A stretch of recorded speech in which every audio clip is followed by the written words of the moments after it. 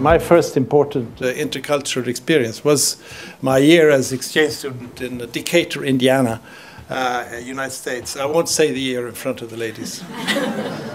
And that's where I met not only the Americans, of course, but also at that time we went by boat across the Atlantic under Rosa sky, which later went down, by the way, a couple of years later. And 2 ways, you know, with 8 days of meeting 22 nationalities, and then going around the country with bus to 14 states was really a internationalizing experience. I remember sitting in the bus after a party the day after, and I heard 2 girls quarrel. I'm sorry to say it was a Turkish girl and a Greek girl. Could you imagine, Ambassador? And I was sitting behind and listening to them like you listen to a mobile phone conversation. I said, I'm getting tired of this. So when I had heard all the arguments from the girls, I said, I think I have a solution. I don't know whether it was Cyprus or whatever it was, but I presented a solution to try to finish off the conversation, which went on. And then they looked at us, both of them, both the Greek and the Turkish girls, and said, you should work at the United Nations. And I took them up on the word. So that was the beginning of my diplomatic career. There are 4 reasons for success or failure in mediation. One is how you use your language, the word. Secondly, timing, when you do things. And third is cultural sensitivity. And last point, very important, personality and personal relations. In those 4 areas, you find most of the reasons for failing or succeeding. And cultural sensitivity is indeed extremely important. I can't go into this in detail, but it is confidence building, and it creates the warm atmosphere necessary, the environment that is absolutely necessary. The Swedish word is klangbotten, you know, the environment in which you conduct the talks. I remember Olof Palme back in 1981, sitting with the Iranians during the Iran-Iraq war. I was his assistant at the time, and the Iranians were insisting on something. I won't go into the detail, but when Olof Palme found a quote in the Surah number 51 in the Quran, the whole thing opened up. We made references for 3 days to international law, didn't work. But Palme said, let's go for a quote in the Quran. So we found it, and of course it opened up. This is just an example of how this cultural sensitivity is a key to success and progress. Today's world is a tumultuous world, in many ways creating tensions, new tensions. I think we need to be careful that we are not getting polarized, that we are not dividing ourselves into different camps according to religions or ethnic lines. It's a strange undercurrent in our societies where you divide humanity into us and them. And where also with the speed of globalization, a lot of people think that globalization is going so fast that they actually develop fear of the outside world. And this is a very important creeping danger, that the outside world, in a time of unemployment, in a time of quick and fast change, will look at the outside world and consider it a problem and a peril instead of a possibility and a potential and a positive factor. Lots of peace there. So this is extremely important that we then think of the factors that will make us more aware of the outside world. I think we have to combine that with a sound form of sense of your own nation, but you also have to take the international perspective. So the formula that I think one should try to achieve is that we become proud citizens of our own countries, but at the same time committed and responsible global citizens.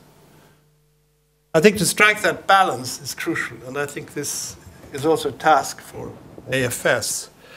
And I would also wish that in the end we would reach a pretty civilized way of looking at international negotiations and international solutions. That is, we should consider the good international solution, let's say on the climate issue, environment generally as an example, but there are many global issues. We should look at the good international solution as being in the national interest, so that the nation states within their own democratic structures will come to the conclusion that good international solutions are national interests.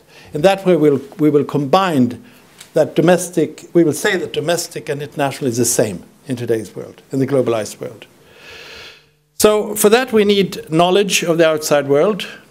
Shakespeare was right in Romeo and Juliet. There is a world outside Verona. We should remember that. We must be aware of interdependence in all fields and among nations and people. We should have this cultural sensitivity of which I spoke and you spoke, Matti. And we should develop these attitudes with young people as much as possible, as early as possible. And this means that the exchange student programs are enormously important. Universities should definitely have a universal character. By universal, I mean the universe. And here I must say openly in this room that I'm disappointed that we in Sweden now have seen a drop of students, of international students from Africa, Asia, Latin America, students from outside the European Union, from 16,000 last year to 2,400 this year.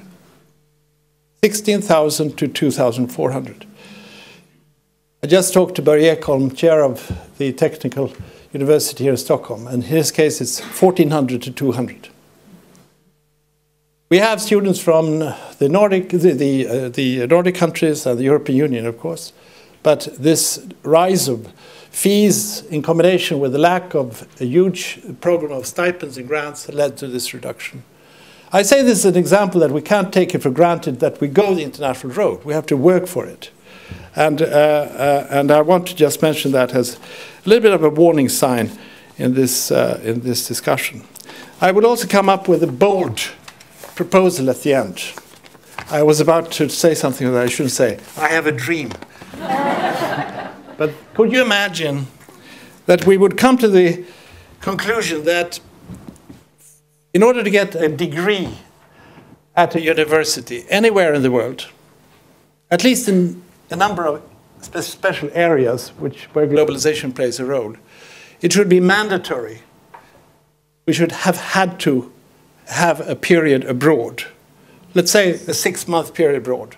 If this could be organized on a massive scale, exchanges of campuses and people across the borders, I can assure you that this will be a peace-building factor of enormous magnitude. Everywhere I go, I meet AFSers. Wolfgang Ischinger, you know him. He is an AFSer. We were together in Washington. And in UN, when I was UN ambassador, I had 10 AFSers around as ambassadors and deputy ambassadors. But also on so many other levels, people-to-people contacts. That could make a crucial difference. So maybe AFS could join in on this. In that case, this would be called the Stockholm Declaration.